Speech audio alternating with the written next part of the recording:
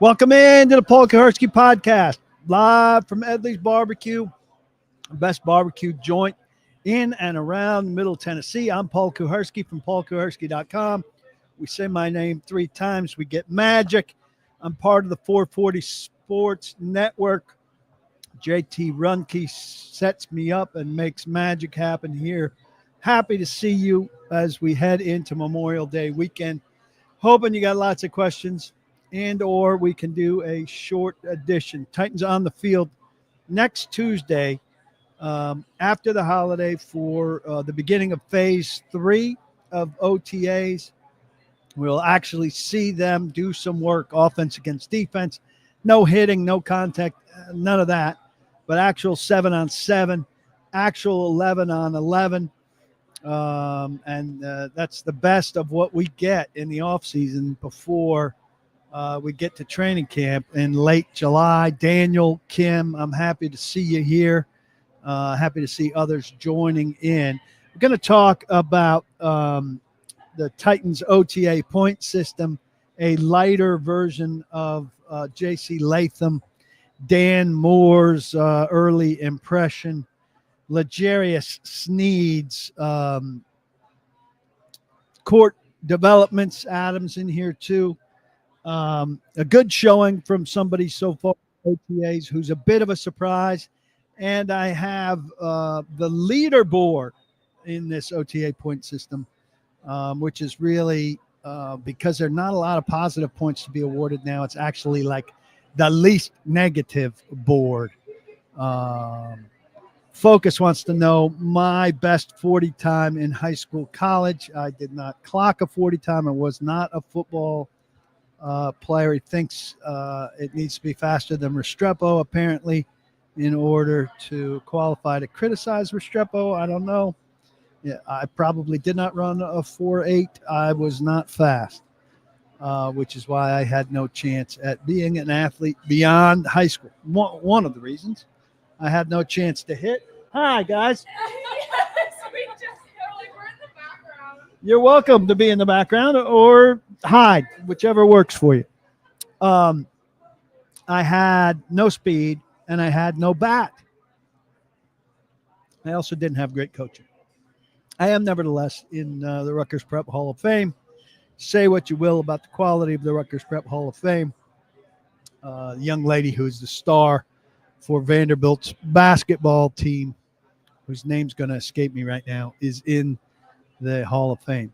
Sneed is not only at risk for a criminal charge, he's facing a criminal charge. He's going to go in front of a grand jury to face a felony assault with a deadly weapon charge. It's a matter of whether a grand jury will indict him for this charge. But today's development, actually yesterday's development, which I learned of today, is that in the civil case where he's being sued for $1 million plus, is being handed to a mediator. So he will be sent to mediation.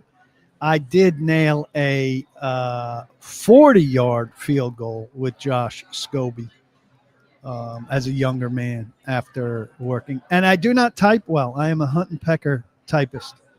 I did take typing in high school. It did not stick. Michael likes Cam's locker being between Cushenberry and Ridley. Great move to help build them together with his center and wide receiver 1. I hadn't really thought thoroughly through who he was next to.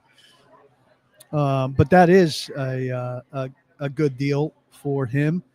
And I think this is becoming more and more popular around the league, not just to have guys together with their position mates, not just with their position mates, but with scrambled locker room. I've heard of it in a couple of other places in the last couple of years. Titans doing it now, and it seems to be good. Tremaine, this is the kind of question like there's nothing. How has the kicking game looked? We have not seen anything. We've seen one rookie minicamp practice for about an hour and 15 minutes. No offense versus defense. No rookies involved there. Whether we will see any kicking during what we see, we'll see one practice a week for the next 3 I'm not sure how many weeks.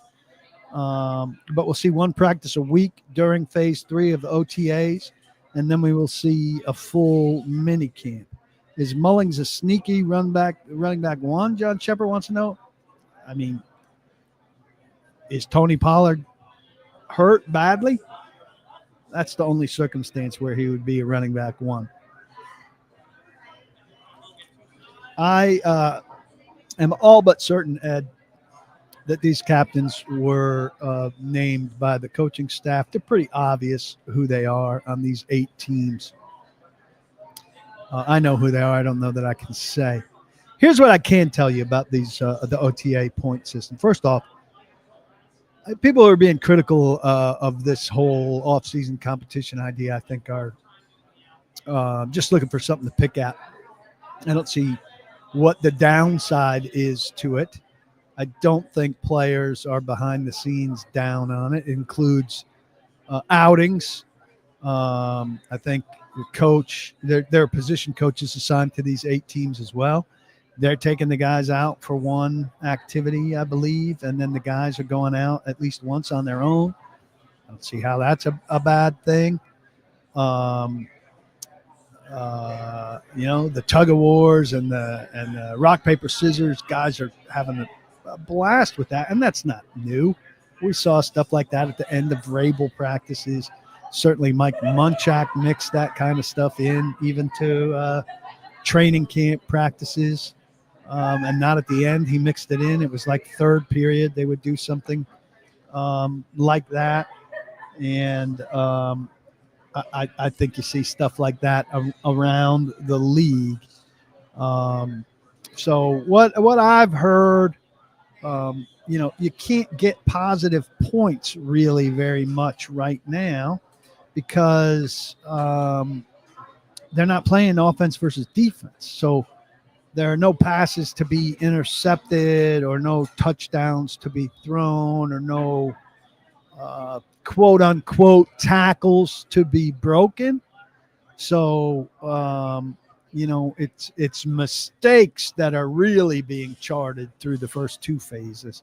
Now, on Tuesday, when they reconvene and it starts phase 3, things will really open up. But right now, guys who, haven't been given a lot of minuses, aren't accumulating negative points, are guys that you would mostly expect. Tony Pollard, Calvin Ridley, Van Jefferson, that's a good one. Corey Levin, that's a good one. Peter Skoronski, J.C. Latham. So there's a 6-pack for you who are at the top of the list. So take that for what you will. Will Khalil be healthy by training camp? Adam asks. Yes. I think he could be healthy in the next couple weeks. I don't know if he'll do anything or not. Usually he's recovering from some abdominal surgery that he had after his Michigan season. Generally, if you're recovering from something like that, they're super careful and they don't integrate you during the off season, even if they could. Worst first-round pick, Farley or Burks? You're not giving me Isaiah Wilson as an option there, who is worse than either of those. But I think you have to say Farley there. I mean, Farley, when he was healthy, was reduced to being, 5th, 6th corner and special teamer. Burks was at least in the rotation as a wide receiver. Spencer says the more time passes, the worst last season's offseason free agent class in the Sneed trade looks. Well, I mean, I don't know that last season's offseason free agent class gets worse during an offseason. And the Sneed thing, look, it's terrible that he was involved in this deal, allegedly, but you have to see what becomes of the charges to know. I don't have, Spencer, the list in front of me. Levis I'm sure is not one of the leaders of the group, nor is Cam Ward. I cannot tell who focuses first and second on any of these positions. Again, they've not lined up 11 on 11. So how they've not lined up 11 on 11, and we've seen one mini camp practice. You guys are looking for stuff that doesn't exist yet. Burks is expected to probably be healthy by the start of training camp. Same for Khalil. No, focus. You can't tell who's first and second team at this time. My best estimate is in this. I've got Burks overrated in this based on conversations that I've had lately. But my best guess, an informed guess at who's where, is in this link that I just sent there in the chat. That comes up, of course, 5 times. If I had to pick one side that would improve more than the other, and Adam's firing them off, and that's cool. Passing game or run game. Yeah. I mean, there's a lot more mystery to the passing game with Cam Ward and all of these new receivers. I think Pollard was pretty good, pretty healthy early. And it's easier to run block. I would say run game, probably. Is Cushenberry ready by week 1? Probably. I got a piece that I wrote a long time ago that I haven't gotten around to running. It's pretty much done. That chronicles what other offensive linemen and linemen, maybe there's a defensive lineman or 2 in there, have done coming back from Achilles. So I will get that up. And down. I mean, Spencer, are you disappointed that Levis isn't a leader of one of those groups? Would you have expected him to be? I mean, has his leadership role been completely sidelined, you asked? I mean, it's the second string quarterback. Would you expect a second string quarterback to have one of 8 captaincies? I wouldn't.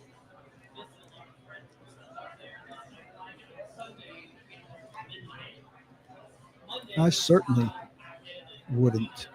I wouldn't want him to be. What else is on your mind? I hope you guys all have big plans for the holiday, and your plan should include a stop here at Edleys. Got to get the fried ribs if they've got them. I'd come in early. Come in for an early lunch. Come in like 11 and get yourself some fried ribs. You could be here, Edleys at Berry Farms, 501 Sarah Avalon Berry Lane, which is a mouthful. It's easier just to come to Paytonsville Road, turn towards where the action is, the gas stations, the restaurants and stuff. You can't miss it. Smells delicious. Service is quick. The line moves fast. If there is a line, there's usually one person in front of me. If there's anybody in front of me, bartender, partners here today. Sabrina's here on Thursday. Great service. They pay a lot of attention to you and get your food in a hurry, make your drinks strong. Can't complain about anything here. Franklin and Berry Farms, Franklin at the factory, 5 points in each Nashville where my buddy Leon is. I need to pay him a visit. Sylvan Park's a great location. Donaldson, Gallatin, 12 South is another one I frequent. Nolansville, considering other locations in and around Middle Tennessee. I know Clarksville is a candidate. My number one guy here, Dwayne, who was the very first person to sign up for the All-22 on the opening day of paulkuharsky.com. Get fried ribs, get the brisket tips on the grits. So good. Get the avocado plate. It's just like an avocado salad with 3-bean salad with whatever protein you want on top. It's hard to choose between all of these things. The side dishes are fantastic. The desserts are really good. I would not go long without coming to Edleys. And Memorial Day weekend, I know you're going to grill out one day, probably Monday. But if you don't feel like grilling out, come to Edleys, or the day before you grill out, come to Edleys. Come to Edleys this weekend. Don't miss it. There's Dwayne. Thanks for the Edleys to Clarkville recommendation. I'm going to stay on that. Somebody apparently is thinking that Burks will have things. I think the best case scenario for Burks, unless there's an outbreak of injuries, or unless collectively this new group of Jefferson and Lockett and Io Manor and DK all are collective disasters through camp. For Burks, it'd be good if he got healthy and they can get a late round pick for him or late round pick swap for him, or he gets cut and goes and gets a fresh start somewhere from somebody that's willing to take a stab on him, take a chance on him. But I don't think he's going to have a chance to be here unless something goes terribly wrong. So we'll see. What do I think about Callie's comments on Van, that sometimes a guy just fits a system better than others? Chances he fits better here than in LA. Well, I mean, if Van's big year was in LA, right? So that system hasn't changed. So I don't think he's really talking about LA. I think he's talking about Atlanta and Pittsburgh, where he's been since LA. 2023 in Atlanta, 12 games, 5 starts, 28 targets, 12 catches for 101 yards. I mean, that's a non-entity. But the year before, so that's 2023, where he moved from the Rams to the Falcons during the season. Then last year he was in Pittsburgh, and he played in 17 games. He had 12 starts, 40 targets, 24 catches, 276 yards. It's just awful numbers. They're looking for something closer to, I mean, ideally you want what he had in 2021. 17 starts in his second year with the Rams, 89 targets, 50 catches, 800 yards, 6 TDs. I mean, if you get something like that out of him, I mean, I don't know if the Titans have those targets to offer him. But that's terrific. That guy's disappeared. He followed that up, with less than half that many targets, 24 catches, 369 yards, 3 touchdowns. I think the Titans would be thrilled to get nearly 400 yards out of him as they patch things together. But, systems he's talking about going wrong were Atlanta and Pittsburgh. And his production was way down with Los Angeles before his production was way down with Atlanta and way down with Pittsburgh. So it's not just that. They can say all they want, Dixie says, about letting Levis compete, but the bottom line is Cam Ward will have to be in a wheelchair to not be starting week 1. I don't know who's going to disagree with you. Nobody thinks that Will Levis has a realistic chance to be a starter unless Cam Ward absolutely bombs and Will Levis absolutely plays out of his mind in training camp, or unless there's an injury. It's all taken care of. I mean, number 1 overall pick in the draft is going to start, and the number 1 pick of the second round from 2 years earlier is going to be a backup or is going to be gone. And Lee, to say that Burks is worth a 6th, I don't know. To who and why? I just don't. I think people overvalue Titans garbage.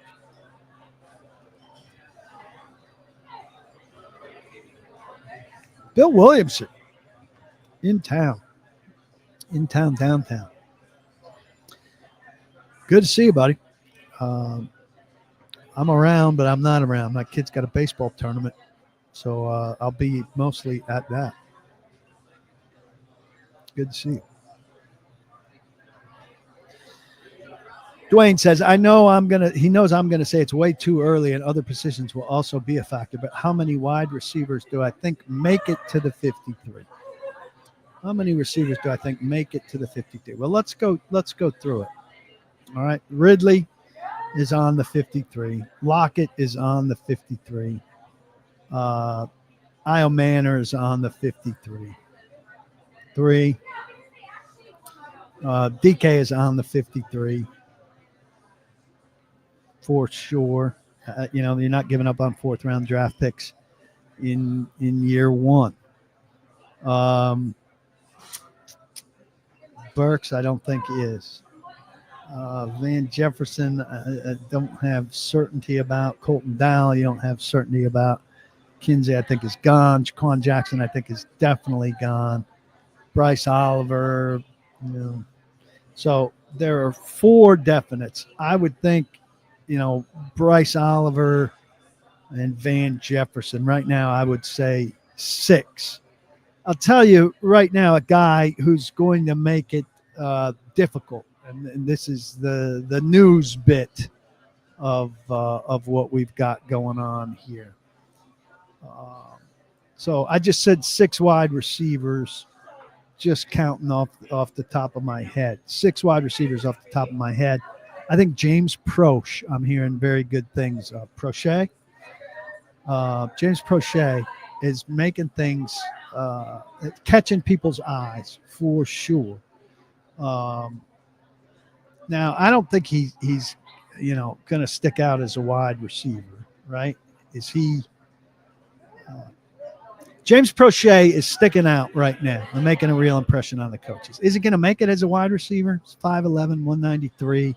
What kind of stats has he had? He played 3 years with Baltimore, 2 with Cleveland. He's got 28 catches in his career. He's a return man. And so as much of an impression as he might be making on Titans coaches right now, I don't think they're doing intensive returning right now. I think his work ethic and what he's doing on offense is probably standing out to them. But if DK is what DK is supposed to be and can win the punt return job, there's not going to be room for Proche. So, there are 2 guys, and this is a piece maybe I should write eventually, 2 guys who are tied together, one fate tied to another. Burks' fate is tied to several guys' fate, but Proche's fate is probably tied to DK's fate as the return man. And he can make this team as a return man, especially if the rookie isn't seizing the chance. Do I know what injury caused the Titans to cut Justin Hardy? I do not. But apparently after he re-signed, he showed up with something that warranted them parting ways with him. What do I like to see in a GM? Which one of the last 3 has been most open and honest with the media? Well, it's early. It's very early for Borgonzi, and it was mostly draft season. Draft season's when a GM is the quietest. I'm optimistic about Borgonzi as a media GM. Rand Carthon was terrible as a media GM, and in virtually every avenue of being a GM. John Robinson was great to deal with. I got along with John well. It cycled. We had good times. We had bad times. It was helpful to me when I had stuff. And I think we had a mutual respect.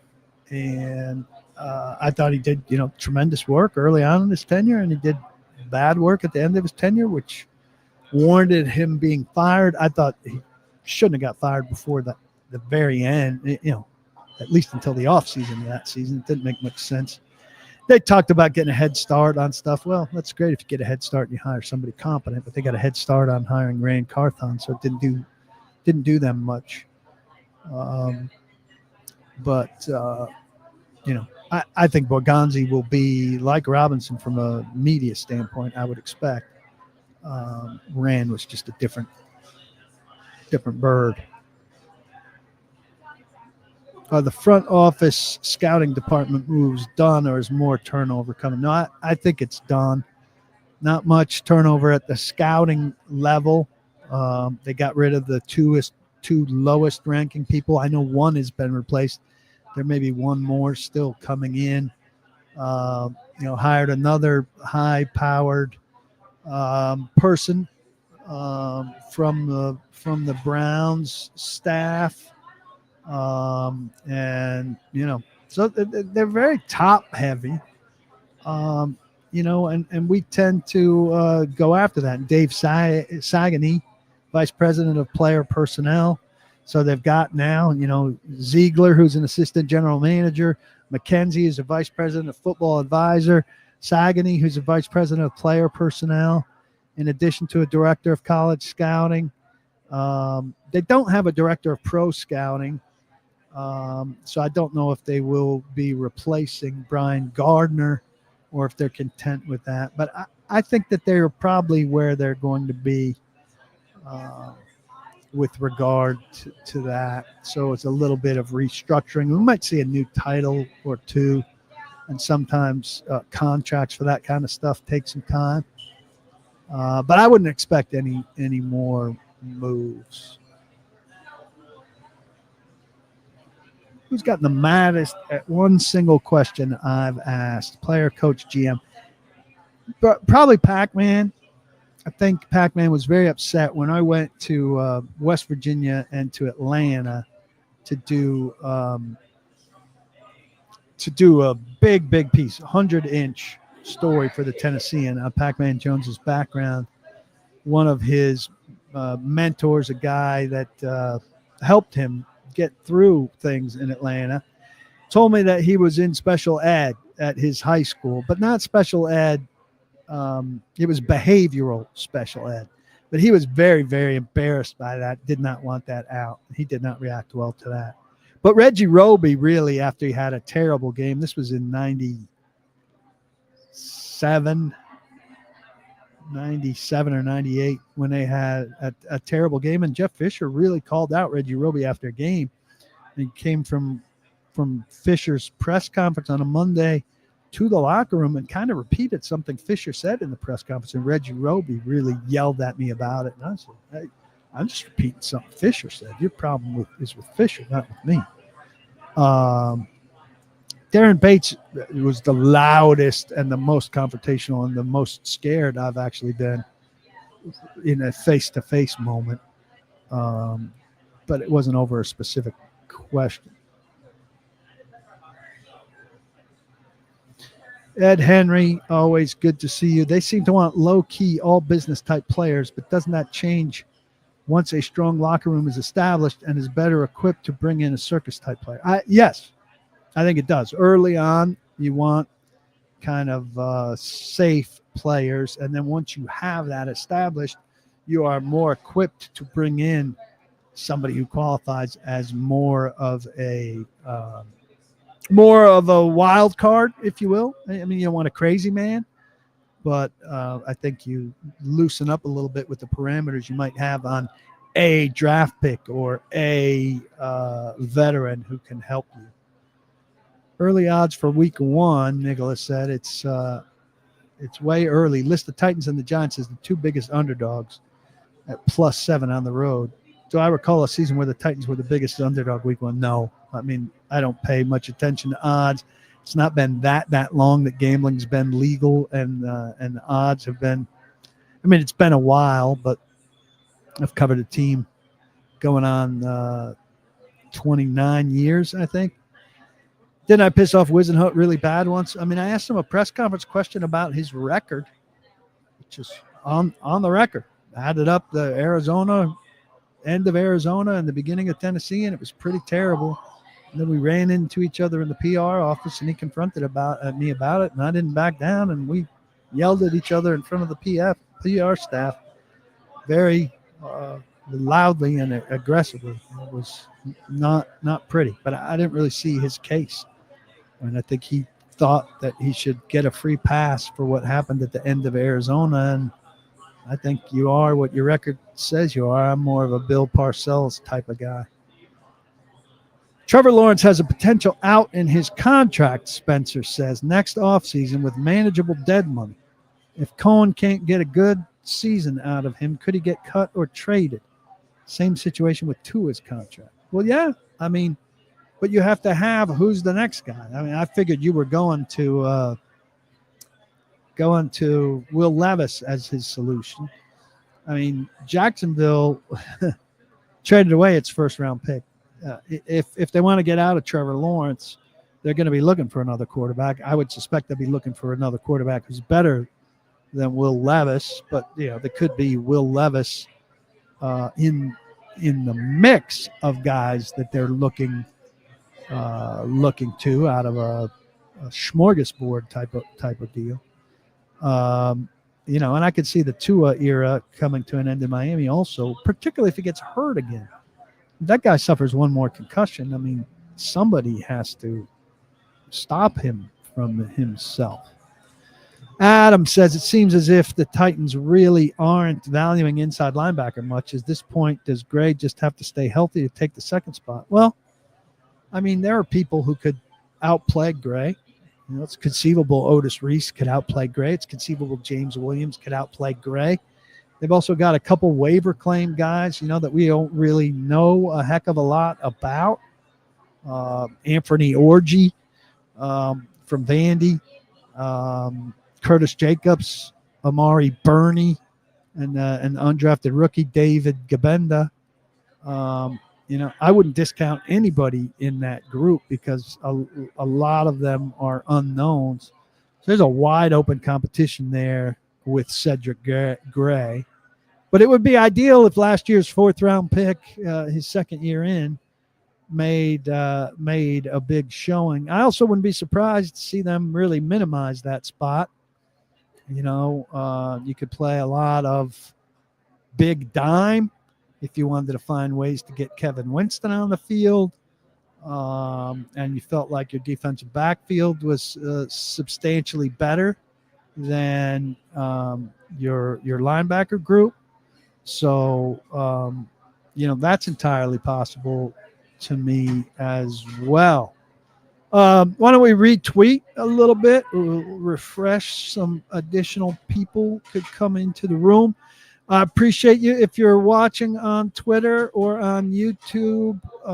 If you're on YouTube, throw me a thumbs up. Be sure to subscribe so you get notifications when I'm going live. If you're a member of PaulKuharsky.com, which you should be, I can get you on a text list where you get a text message telling you that I am going live, a feature that a lot of members seem to appreciate. That's one of the bonuses of membership of PaulKuharsky.com, where I've been getting some compliments lately on the off-season coverage. Sign up for PaulKuharsky.com. It's $7.50 a month, which is really the price of a fancy cocktail or a nice cup of coffee. You get everything that I write, the more analytical stuff that doesn't come out of a press conference or a group setting interview is for members only, as are pieces by James Foster and Blake Bedingfield and Mike Herndon. So you want to have exposure to all of that stuff to sound like the smartest Titans fan you can be, to be the most informed that you can be. So step up and join. People here in the comments will tell you it's well worth it. And if you want to be the kind of Titans fan that you claim to be, not being a member of PaulKuharsky.com is not going to get you there. Adam says, shit, in Arizona, $7.50 is half the price of a fancy cocktail. So maybe I haven't had a lot of fancy cocktails with a lot of nice bars lately. Maybe I'm undervaluing the cocktail price, in which case the site is even a better value than I think. Ed wants to know if I have any memories of Irsay from when I was covering the AFC South. I did not ever meet Jim Irsay from what I can remember. While I did, get to know Shad Khan a little bit, Robert McNair before he passed away in Houston, and obviously knew Bud. I felt reasonably well here and got to know Amy before she became a bit of a recluse. Spencer, I've been asked this question about whether Cam is doing the VR quarterback training, and I need to write that down and make a point of asking that question next time I have a chance. Lee says, how has Femi looked so far? Again, people are under the mistaken impression that we're out there watching some kind of practices on a regular basis. First off, how Femi looks running around with the rest of the outside linebackers and maybe working with the defensive end sometimes. It's not working against tight ends. It's not working against offensive linemen. And we've seen one rookie minicamp practice where he worked with other rookies, not against anybody. You'll start to get more information about these guys on Tuesday when we see an OTA practice, which will include not one-on-one pass rushing, but some 11 on 11 where we'll at least see positional stuff. Femi is a big physical and explosive guy. How that translates to him rushing the passer, it's going to be a while before we know it. So we'll have to see. Does Callahan need to be doing more in terms of deriving talent in order to project players' talent right now instead of all the subgroupings in camp? Why can't he do both? Like this thing where, he's doing this scoreboard thing where, guys who make mistakes are going to be up on the board and people are going to know who the mistake makers are, and that's going to embarrass them and lead to a shame factor for mistake makers that a team needs to help slow down mistake making, and he can't do anything else while he's doing that. It's kind of silly. Like so often, so many people seem to think like, oh my God, this guy is singing a rap song. He's not focused enough on football. Like, yeah, those 3 hours a day he's spending playing video games are preventing him from being a good football player. There are a lot of hours in the day, especially during the offseason. Callahan can project players talent-wise and award points for a drop or take away points for a drop all at the same time. I am confident. What do I think has slowed Chig's development? After his rookie year, it felt like he's really going to be a real weapon, but he really hasn't taken a step forward and has maybe regressed. I think he's definitely regressed. I think, gets in the league. People have film on him. They figure him out a little bit. It's not as physical at times as you'd like him to be. He's good with the ball in his hands when he has a chance to, bump with somebody and then run away from them. But I just don't think he's as good as he was. I think the league got some film on him, knows how to take him on, and I don't think he's a long-term guy here. You hope Gunnar Helm becomes their number one tight end. He's a more inline guy. This is not going to be a tight end-centric team the way it's been historically with guys like Frank Wycheck and Delaney Walker. And I don't know. I just think Josh Wiley and Chig are not big future pieces here. Ed says if Femi does look good in camp, then good, but it will probably question how legitimate our tackles are. I mean, these are fair things. We've seen a lot of people look good in camp and then it not mean anything. So we'll have to take all of it and contextualize it. Hey, this looks good here. Will it look good in the regular season against true opponents? Now, I think it'll mean more against Dan Moore and J.C. Latham than it would have meant against Andre Dillard and NPF. So I think that's fair. Any chance to pick up another edge rusher prior to camp? I mean, there are some guys out there that are worth looking at. Matthew Judon, can you get him in and make him try out? Who else is out there? Preston Smith, maybe? Zadarius Smith. Those guys are intriguing, but they're also probably waiting for best opportunity, and best opportunity, not that they couldn't get to the front of the line if they played well in Tennessee, but they could find better situations than Tennessee probably. How is Levis getting along with Cam? Do I think Levis will actually act like a backup and help Cam? I don't see why he wouldn't. I mean, I don't know that he's fully equipped to help Cam, not having had success in the league himself.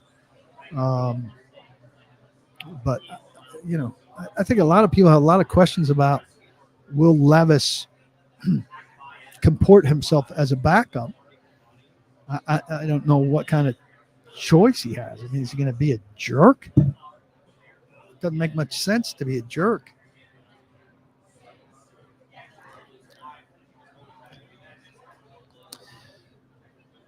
Do I know if Femi played inside or outside linebacker at UCLA, and could he fill a spot if Edge doesn't pan out for him? Edge can't not pan out for him.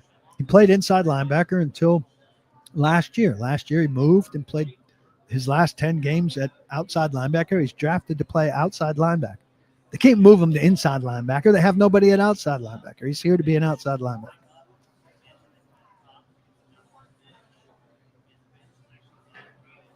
Daryl kindly says he enjoyed our discussion this morning on Robbie and Rex Road on Derrick Henry, and I made a great point on Henry's size, maybe keeping him from passing Emmitt Smith on the all-time rushing yards list. It's just too many yards. He needs to have like 5 1,400-yard seasons, which would take him to age 35. And I think a guy of his size, none of these guys in the top 10. I think he could get to the top 10. This year, 1,600 yards would get him into the top 10 from 19. But, he's significantly heavier than the tallest guy in the top 10, Eric Dickerson. And he's significantly taller than the heaviest guy in the top 10, Jerome Bettis. I think you add that up, and there's a lot more square inches on him, square footage on him to hit. And look, the guy is a bulldozer. We all know that. But those hits over the years accumulate. And at some point, even Derrick Henry is going to feel the effects of all of that. And I think asking 5 years of 1,400 yards is just an unreasonable expectation. I have these stats here somewhere. You'd need 5 seasons of 1,386, 85 games of 82 yards a game. That is a big ask. Derrick Henry is the 19th leading rusher in NFL history. Would need Aaron Jones's career, roughly. Rodney Hampton's career, roughly.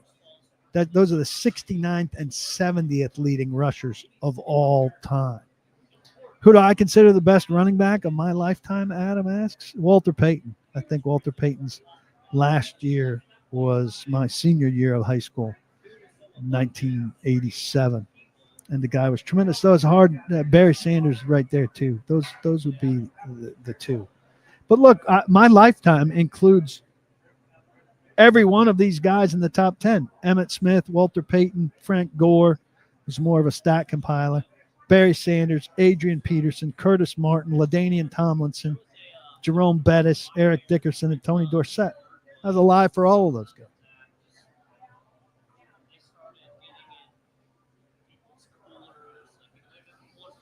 Ed says, if Henry played in the era of the running backs where linebackers were bigger and defenses were more schemed to stop the run, do I think his numbers would have been just as prolific? Maybe not. Maybe not. But, it's hard to shape shift like that, so to speak. So we're not going to do it. VIP Play.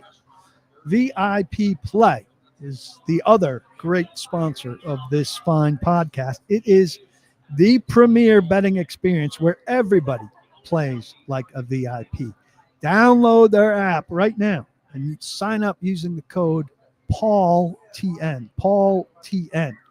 This Saturday, if you're listening to this before Saturday, May 24th at 6 p.m., they will be at Goodnight Nashville to celebrate the launch of VIP Play, and you're invited.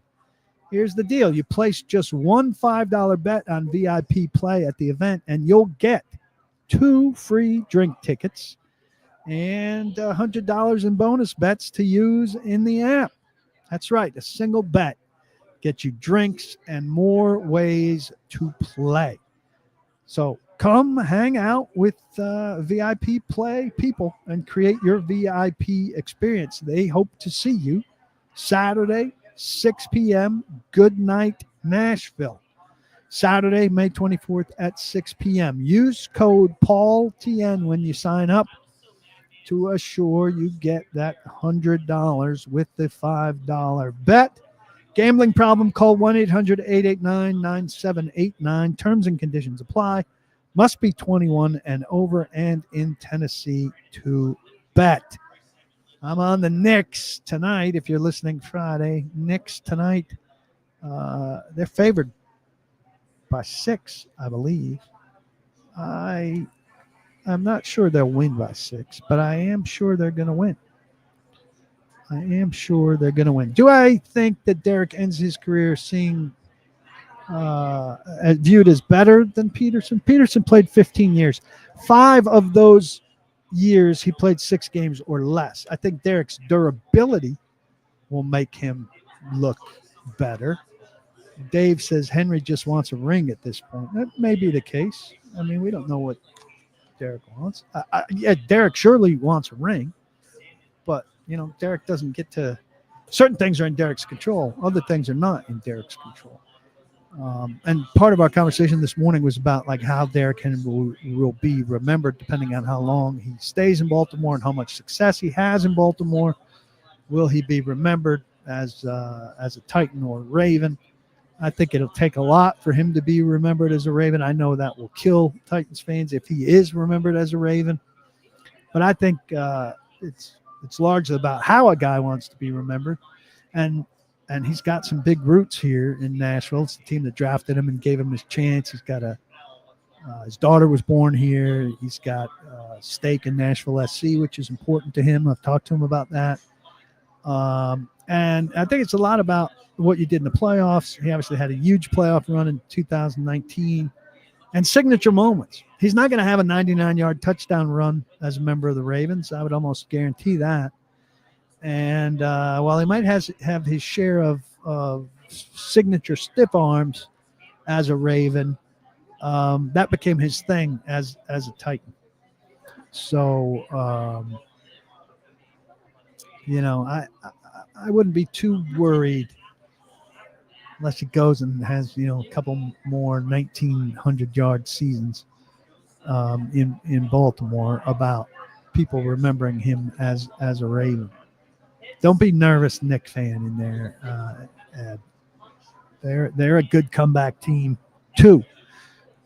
It's not just the Pacers who are capable of late game heroics. So, what else we have? What else do we have? A couple other things I wanted to touch on that I will get to here while we get our last batch of questions together.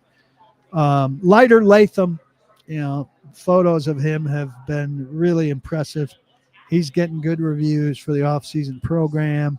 I think he, even talking about it, he wasn't fired up about the idea of moving back to the right side potentially, but he's there now. I'm sure his mindset has already changed. He's getting to know Dan Moore, and he's going to be the best right tackle they've had out there in a long time, probably since Jack Conklin.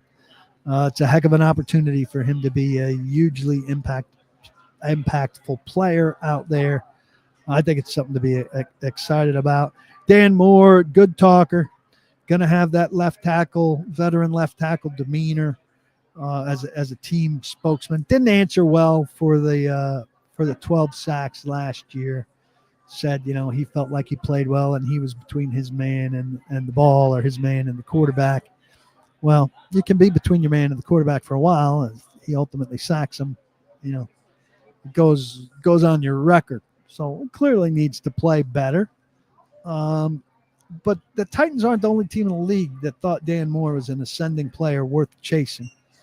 And he needs to show, that he was worth it. Is he going to show that he's a $22 million a year guy? I don't know. But they went out and got the best guy available. Now, sometimes that works. Roger Saffold, they needed a guard, and they went out and got the best guy available, and Roger Saffold was very good. Jake Scott, they needed a guard. They went out and got the best guy available, I think, and he was very good. Andy Levitri, they went out and got the best guy available, and he was awful. And Yancey Thigpen, they were desperate for a receiver. in 1998. They signed him on Valentine's Day, Steve McNair's birthday. Packaged him like a present for Steve McNair, and he was not good. So there's no guarantee about what you get. David Givens, one of the best receivers available, got hurt after 6 games, I think. I don't blame them for making aggressive signings there. Levitre maybe didn't study up enough on how he fit and what his personality was. But no, I don't think the NBA lottery is rigged, but I don't think the 8th best team in the league should have any chance of winning the lottery. So they could fix it like that. Why does the 8th worst team need a chance at the number 1 pick? Carl Pickens wasn't a giant contract, so it wasn't the great.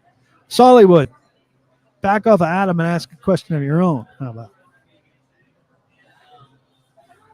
He's bored at work. He said so, and he's not asking bad questions. So we'll stay off. What else we have? I appreciate you. I mentioned if you're watching on YouTube, be sure to subscribe and offer a thumbs up. If you're listening on Apple, on iHeart, on Spotify, please do your part to subscribe there, to rate, to review, to do all the things you can do there to light up the switchboard, if you will. That helps the cause. It helps us with Edleys and with the VIP play, and certainly helps grow the audience, which we always want to do. We appreciate your help on those fronts. And also, again, subscribe to paulkuharsky.com. Lots of good stuff coming constantly next week. As I mentioned, we'll be seeing the Titans on the field, and you're not going to want to miss any of the coverage coming from there. When do I expect the picture at returner to get more clear? Sam says. Some options there, unlike years past. Yeah, I talked earlier, Sam, I don't know if you were here. I think Proche is impressing them in a way where they wouldn't mind seeing him pose a challenge there. They obviously, it would be best for them if DK just went out and won the punt return job. But if he doesn't, and Proche puts on a good showing there, he'll be a good option for them. And they have others as well. But I don't think anything solidifies itself there until you see some of these guys take live stuff in preseason games. So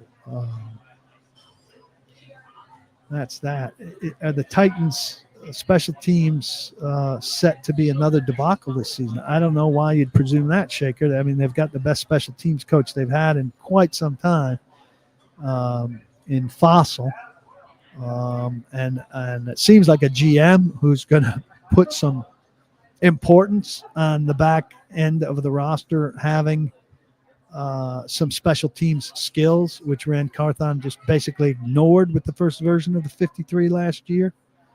Does Jaquan Jackson have a spot on this team? I think not at all. I would rate him among the very bottom receivers. I mean, I'd put him ahead of TJ Sheffield, who got a spot on the team out of a tryout. But he's last. Outside of that, Colton Dowell's ahead of him. Mason Kinsey's ahead of him. He offers nothing as a receiver, and he's terrible as a return man, and he doesn't really understand that. I mean, he was the softest guy on the team in terms of taking criticism last year, which is a big disappointment. I don't know that he'll even have a space on the practice squad, Lee. Take a couple more, and we'll call it a holiday weekend. In my opinion, do I think Amy or Brinker will have the patience to let Callahan see the season through? I mean, unless it's disastrous. Sorry, I hit the wrong question there. Unless it's disastrous, yes. It's ultimately Amy to fire a coach or not. Brinker, Borgonzi, Nihill all say that they have preached patience to her, that this is a slow build that's going to require time, that the roster replenishment is more than a one-year process, and it definitely is. If you look at the depth chart now, And firing Callahan, unless he is just awful with Cam Ward this year, is a setback for Cam Ward. It just wouldn't make much sense. I'm not talking about seeing the season through. I'm talking about seeing next season through. And this season, I don't think you can base too strongly on wins and losses. You've got to plot a graph of Cam Ward improvements and set it up on that. I'm not sure why people are so LP Smith asks when we trading Levis. I don't know why people are so hell-bent on trading the team's second best quarterback. I would like them to have a guy with some upside as the backup instead of somebody like Brandon Allen whose ceiling is established and not high. We'll end on Sam. Last year was an obvious departure, like you mentioned. How many special teams specialists do teams usually carry on a 53? Now, look, I've been critical of some of the special teams specialists they've carried. I'd like a guy like Luke Gifford to be able to offer more on defense. I think you can find guys that can do both, but I understand Luke Gifford's not gonna play on defense if you don't have a ridiculous slew of injuries, and so it's fine for him to be great on special teams. How about 5 guys that are going to play at least 3 of the core special teams with a chance at 4? Back end linebackers. Your third tight end, your third or fourth running back. I think Mullings is automatically a special teamer who's probably good at it, has instincts for it as a former linebacker and now a running back. And your last wide receiver. Those guys have to be good special teamers and may make or miss the team based on that. So when you're sorting through those guys, that's going to be a big factor. These things, Jay, I agree with you, are odd. It's odd people want Levis off at all costs. It's odd that people want Restrepo on at all costs. Can't we see what happened to Levis while he worked with Jordan Palmer? Why not? It may speak to the fear that Levis could earn the job. Levis is not going to earn the job. And if Levis earn the job, that buys Cam time to develop. A lot of people were big on the sit a rookie quarterback for a while, but Levis isn't going to earn the job. Yeah, Levis is a backup till he could put all those dumb mistakes behind him. Sure, nobody's saying Levis isn't a backup. I'm saying he's better than Brandon Allen. He's got more ceiling than Brandon Allen. Brandon Allen sucks. Levis sucks too, but Levis, if he could stop making the mistakes, can throw a nice deep ball once in a while. Yeah, Callahan probably doesn't like Levis, and he does like Brandon Allen. But when it comes down to it, you got to keep the more talented guy. And again, Titans fans just overrate Levis's value. Trade him for a 4th. Oh yeah, he's worth it. Boyle is not on this team.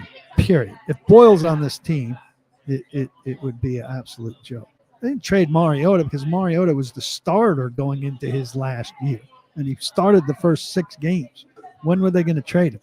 Immediately after that? I don't remember if they had a third quarterback on that team. If they did, it was I can't think of the name off the top of my head, but he's a guy who wasn't very good. You saw Kerry Collins take over for Vince Young. You never know. Kerry Collins took over for Vince Young because Vince Young was in the tank. Jay says, let's see it all play out. Well, we're going to see it all play out, but it doesn't mean we're not going to have a conversation on May 23rd. That's allowed, and that's what fans of teams do.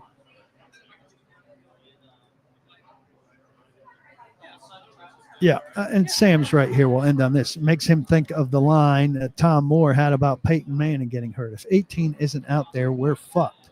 If 1 isn't out there for the Titans, who cares? Well, you still want to develop those 4th-round wide receivers. You still want to do something. And yeah, is the storyline of the season ruined if Ward's not out there because he gets hurt? So the development of Ward gets put on hold, and that sucks. Yeah, but there's other stuff that could still and would still need to happen. And I'd want to put the guy who had the best ceiling to do that out there. And for me, that's Will Levis. It's not Brandon Allen. It sure as fuck isn't Tim Boyd. Don't block the box. Be sure to lock your locks. Have a great holiday weekend. Stay tuned next week. A lot of good stuff coming. I appreciate all of you more than you know. Take care. God bless. See ya. Wouldn't want to be you.